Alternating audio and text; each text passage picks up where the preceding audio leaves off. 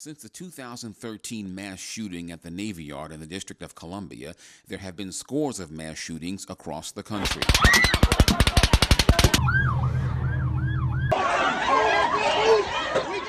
It's painful.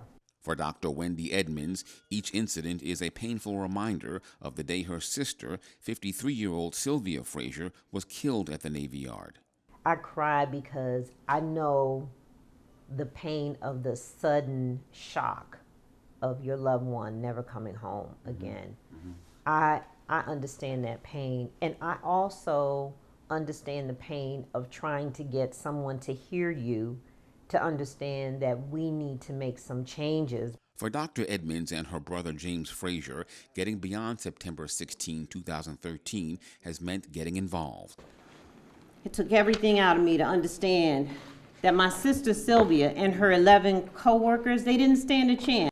On August 13, Edmonds spoke at a news conference on Capitol Hill. The time for the Senate and the House and the White House to act.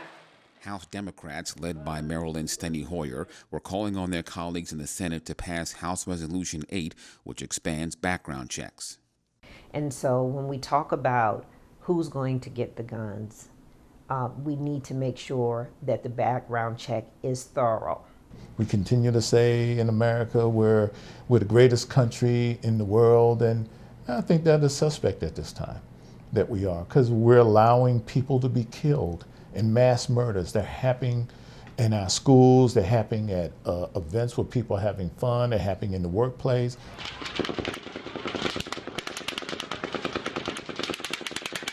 While many attribute the mass shootings to mental illness, Frazier says the problem goes much deeper. He blames in part what he calls a misinterpretation of the Second Amendment. So we've interpreted in modern times that everybody has a right to have a gun. And one of the things that has fueled a lot of that, from my point of view, is that it's been fueled because people believe they have to fight the government, that one day they're going to have to take up arms to fight the government, which I think is pretty asinine, but that's how a lot of people think. And I think that's because people have a belief that they're being left out, the government's not working for them, so they feel that the government is eventually going to take over.